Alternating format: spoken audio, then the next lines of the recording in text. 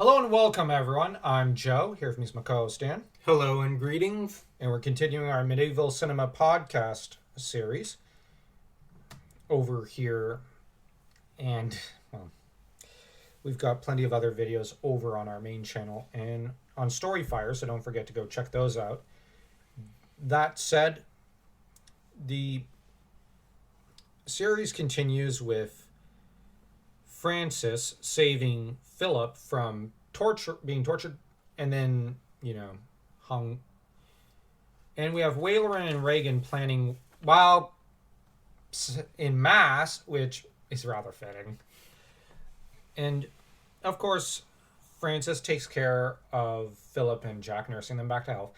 And both sides go to present their suits to Mathilde, who, how do I put it?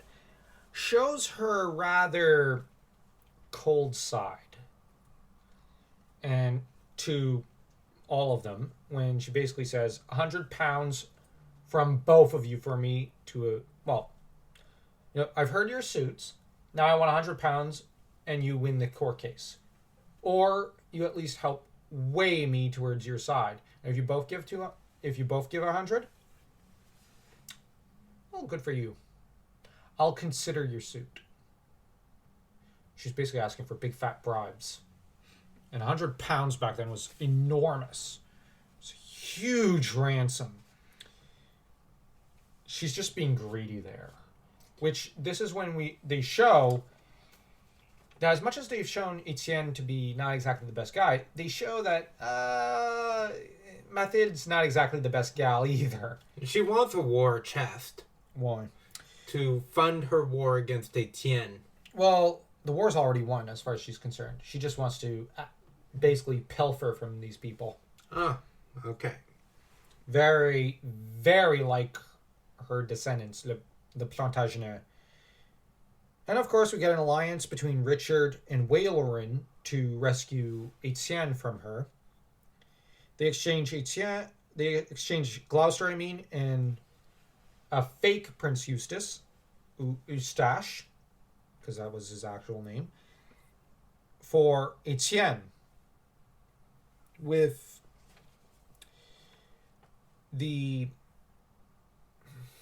this going over really, really badly. As the idea was proposed to Richard by Waleran, and later, when the exchange happens, Richard and even Waleran are basically like, we got the better of her. Now, Richard doesn't care about this little detail that happens later. He honestly doesn't. Doesn't matter to him. He's too full of self-pity for it. But Waleran actually has a bit more good in him than Richard, as does Wyatt. Or Walter, I mean. Walter has more good in him than Richard, and both Walter and Waleran are shocked and horrified when they go, Etienne's basically betrayed his oath and started a war again. Well, what are we going to do? Nothing we can do about it. You have her. Oh, there's something we can do about it. She says in a fit of rage. We'll kill the kid to show him that we are not to be someone that's trifled with. And she uses the royal we, which was actually accurate to the time, because royalty would have addressed themselves as we in most cases. And we have Waleran and Walter just going, wait, what? Walter is the one ordered to perform the deed, and he's very hesitant. Waleran decides to take penance by sticking nails in his shoes to cut through and pierce his feet. Eee. And Richard goes, oh, woe is me!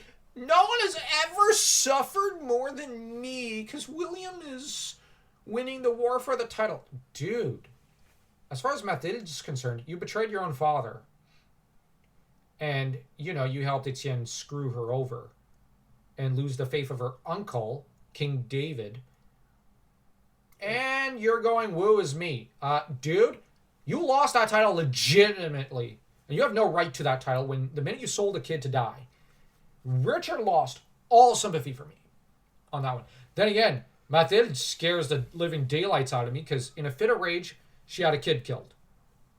And that's historically accurate. She actually had the rando kid who was exchanged in place of Eustache killed. Eustache was to be a terrible person when he grew up, but to kill a random kid, a pig farmer apparently, his son, pig farmer's son,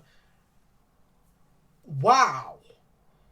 That's just brutal. Even for the time period. You got to bear in mind, back then, people were shocked that Mathilde would order a kid to die, because the belief was that she was of the fairer sex. Women were supposed to be kinder, gentler, and better than men in a lot of ways. And she ordered a kid to death. This shocked people at the time. Like, in the actual sources, they're basically going, holy cow! We thought men were more ruthless. We have kings that have done atrocities. Why? But It's one thing for one of them to do that, but she's ordered a kid to death. What the heck? Who are we dealing with? She showed that she is colder and crueler than some of those cruel kings. Yeah, definitely. And it is a shocking and brutal act that I just argue is very shocking and brutal. But one cannot argue with the fact that Mathilde, later in her career, was a very competent and brilliant political operator. Like, no joke, she was one of the most brilliant political operators and diplomatic minds of the 12th century, later in her career. Earlier in her career, she was a joke. But she had to make all those mistakes to become the legend she was later. Sorry. I don't admire what she did, but I have to admit, I'm impressed with her IQ later, and her perceptiveness and loyalty to her son. Now, she does present her son to court, and she's very fond of Henri, but Henri inherits her temper. But the difference is where her temper cooled in her later years, Henri didn't. Now, there's a popular historical theory that Henri inherited his temper from his dad's side, but I've gone back 200 years in the family history, and there's no record of the family having a bad temper until she entered the bloodline. So I would argue Henri takes after his mom. Her political wit, her anger issues, like, because she was a rageaholic. Henri was a rageaholic. Almost the Plantagenets are probably the angriest family in medieval history. And it comes from her. But people might say, well, it might have been abused. No, I'm not proposing that. Here's the problem. Henri, we know, was a mama's boy to a large extent. He looked up to his mom. He aspired to be like her. He emulated her behavior in a lot of cases. So I would suggest that he kind of emulated her temper. That said, she inherited her temper to an extent from her grandfather, William, or Guillaume le Conquérant. And William the Conqueror had tens of thousands of people murdered in his destruction of the north of England when they rebelled. He was a horrible, horrible, evil man, possibly the most evil of his age in the later part of the 11th century. And I say that with, like, the atrocities he heaped on the Anglo-Saxons is just mind-blowing. That said, and I'm judging William by the standards of his day. That said, Mathilde and Henri II never went as far as Guillaume, but they did have his temperament. But ultimately, at least with Henri II, mercy often stopped his sword arm. He would fly into a fierce rage, but whenever he was about to commit some great atrocity or genocide, he'd always go, whoa, wait, what am I doing? Like, he'd lose his temper and say, yeah, go do that. But then he'd catch up to his men that he ordered out going, hold on. No, I was just angry. So that the one time when his men actually took his orders literally to kill Thomas Becket, he was shocked because he's like, oh, shoot. Generally, he put in policy to those around him, if I order something in a rage, do not obey it. But here's the thing. The one time someone actually said, well, we thought you were, like you meant it. And he goes, okay, oops. Kind of not your fault. I'm now angry at you, but oh, shoot. And yeah. So historically, them showing Mathilde with this rageaholic temper in this show, very accurate. That was her historically. She was cold, icy, flighty, and ill-tempered.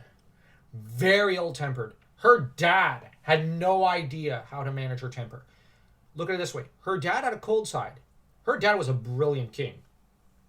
And in the battle of wills between him and her for those border castles, she won.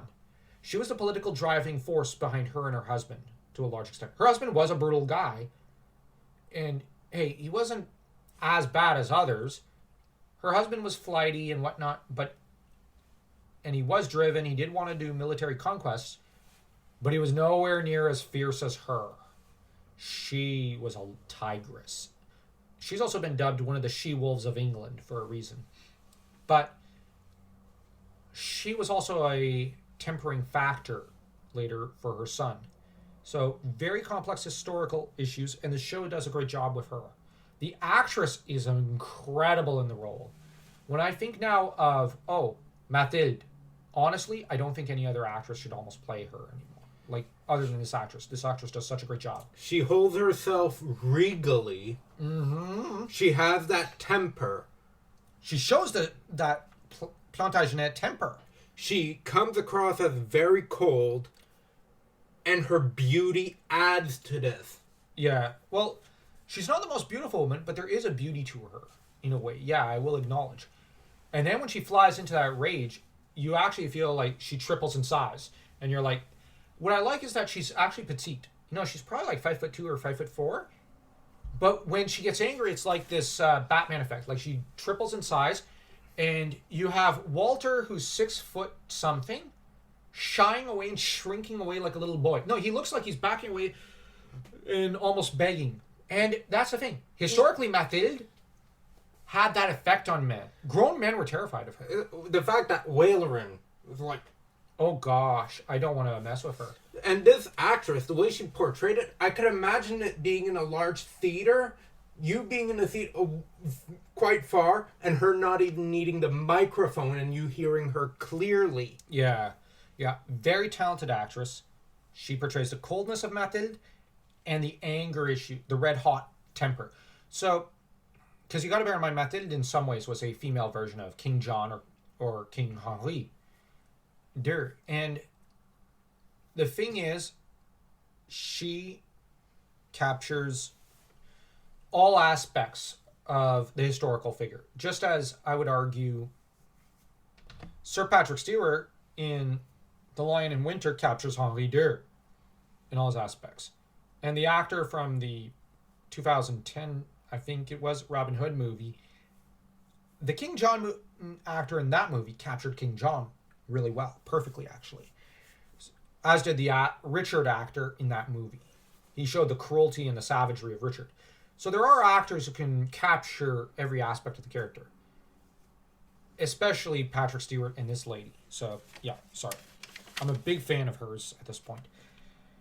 But back to the TV show.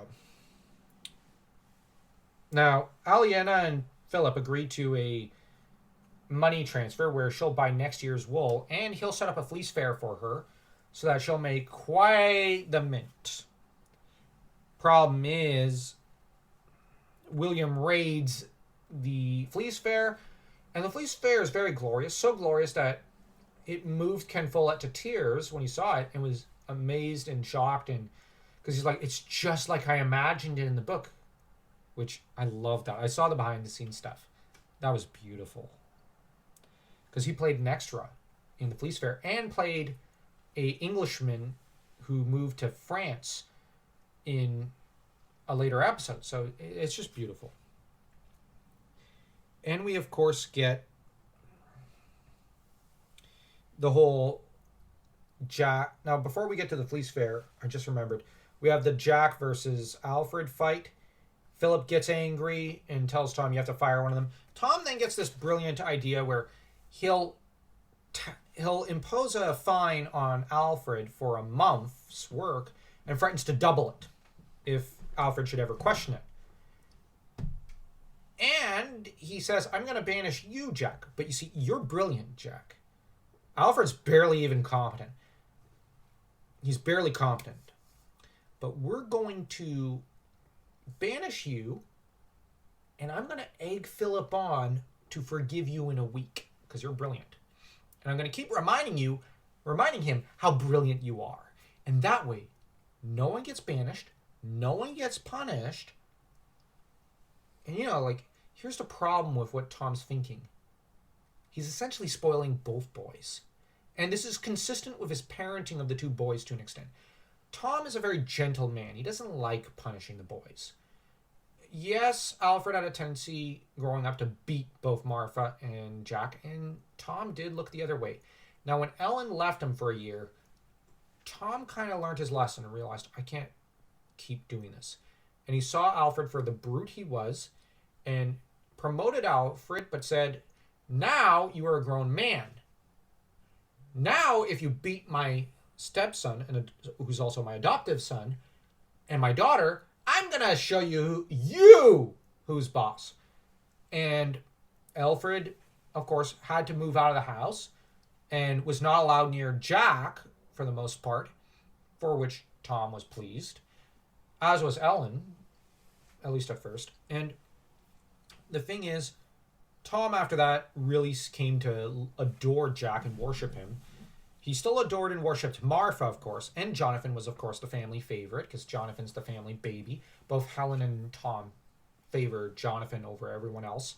But the trouble with the family dynamics is that Ellen will never punish Jack. Tom will certainly never punish Jack. So Jack's effectively, after Alfred was kicked out of the house, spoilt rotten. So that his reaction at being punished is to explode with rage and to, in a fury, confess that he burnt down the cathedral and say, you wouldn't have a job without me. A little gratitude, Tom. Well, he doesn't say a little gratitude, but Tom is hurt and angered and tells Jack, get out. And then Tom breaks down crying because he truly loved Jack. And Jack wounded him there very deeply. So that by the time of the Fleece Fair, Tom is trying to explain sort of what happened to Jonathan without really revealing too much or destroying Jonathan's image of Jack, because Jonathan adores and hero worships Jack. Jack knew who Jonathan's dad was, and so Tom's trying to maintain this brotherly bond between the two, whilst also kind of not revealing how much Jack wounded him and disappointed him and broke his heart. In turn, Helen has vowed never to forgive Tom because, no offense, but she's a bitter, vengeful woman. She is very spiteful. Now, she's a good woman, but she's spiteful as all heck. And Philip, on the other hand, suggested that Jack come back to him as a monk. But if Jack doesn't want to become a monk, well, he could come back in 2-3 days as Tom's apprentice again. Essentially, no one is really committed to punishing Jack, but it would involve Jack and Ellen learning one virtue they've never been very good with. Patience. They need only wait 2-3 days and Jack will be reinstated. The problem is Jack is angry that Aliena rejected him when he put the moves on her. So he's a little frustrated in one way. And he's angry and bitter that Tom had the nerve to punish him. And so the prodigal son and prodigal wife decide that, yes, Jack should be a monk. But then Ellen immediately has buyer's remorse because, it's like, oh, shoot, my son's a monk and I'm never going to be a grandma that way. Now, at this point, she's essentially, I think in the book stated, it's been a while since I read it, she had decided not to have a kid with Tom because, you punished my kid. Well, the whole thing with this family dynamic was that it was not entirely healthy. For Alfred and Jack, the only person it was healthy for to an extent was Martha. That said, you've got The raid that happens, and Tom dies in the raid, with this being an event which, in the book, Jack's in some ways a total reptile and a cold-blooded snake in the grass about it. And he's like, you're never very good to me outside the time you spoiled me, adopted me, and took me in. Yeah, okay. I get Jack being like, hey, you let Alfred beat on me. No, totally get it. But on the other hand, Jack's like, the best thing you did was make my mom happy and gave me the dream of the cathedral. Which, that's my dream. Thanks for passing it on. Like, he makes it almost more about him, and it's like, wow, you have ice in your veins, boy. Wow, I wouldn't want to be anywhere near you, Jack. Because, wow, you're a right and proper mini whaler in there. Now, I say that. But later in the book, Jack shows he adored Tom to an extent when he names his own son. So, the writing is a little bipolar there. It's not very good on Ken Follett's part. I'm just going to be honest. That said, Ken Follett is a really good writer, or storyteller, I should say. So that one part, it's just the one scene which he screws up. But it's like the one badly written scene in the entire book. And the rest of the book's near perfection. So it's a little funny. Whereas the TV show decided that the bond between Jack and Tom should not be cold, but rather a red hot one. Where they vary between total shows of adoration between each other and fits of anger, which I actually think, given that Jack's basically a teenager rebelling against dad, and that Tom is a dad who, like the sun rises and sets on Jack. This fits. Actually, given their personalities, even in the book, this would probably be more realistic to what their bond would be like. And so when Jack tries to come to the rescue of Tom, knocked out by an angry William who thinks he's just some random monk. And, the death scene's way better in the show than in the book, because in the show it's more personal, in the book it's just, okay. Yeah, Tom's just dispensed with 1 minute to the next, which is very brutal. But the thing is, I like that William says, it was all for nothing, Tom Builder. Your dreams are dead now. Your cathedral will never be built. Tom has a moment of despair as he lies dying, then looks up, sees the sun flashing on the cathedral and the birds flying, and just goes to wave at William as if to say, out of the way. You're not, in a symbolic gesture that says, can William even stop the cathedral? No, it's in God's hands. William is just a passing moment in the history of the cathedral. With William enraged by this, killing Tom in a fit of fury, and Tom dies with a smile on his lips and a peaceful look in his eyes. And I like that in the show, rather than having that cold piece of dialogue, which would be spoken by a reptile person or Wailerin, you have Jack who clutches at Tom's hand and breaks down sobbing against his chest. Which, this is actually the scene of, this is the best acting I ever saw Eddie Redmayne pull off. Now, this is his best role, but this is his best scene. And he has a lot of great scenes in the show, but, the grief you feel for Tom's death, because you've grown to love Tom, both from the book and the TV series, and in this scene, you see it through Jack's eyes, and it's a very heartbreaking scene. What is the worst scene in the book is probably the best scene in the show. So that it's a very, very evocative and scene with a lot of pathos. I'm glad that happened. Yeah. So let's rate this episode. I'm going to say a 4. I'll say a 4, because one thing I can't help but think of was, how with Alfred destroying all of the marble statues and whatnot that Jack made. Yeah. I can't help but compare the beauty of what Jack did to the arches, I suppose, the miniature arch thing that Alfred. Oh, the iron vault. Well, no, the stone vault. The Yeah. miniature stone vault that he built. It looked hideous. Yeah, it looked hideous. It was plain. It showed that there's a Alfred could not build. exactly. Whereas Jack, he knew how to build fountains and Gargoyles and whatnot. Yeah. He was brilliant. Now, in the book, it eventually has Jack surpass Tom. I don't mind that to an extent, but I kind of think that given more time, Tom would have been better. And that, to an extent, Tom is the better builder than Jack.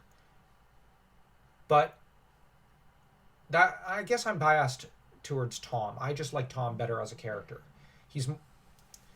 The thing with Tom is he has a few more flaws, a few more virtues, and he has next to no, well, he has no author favoritism.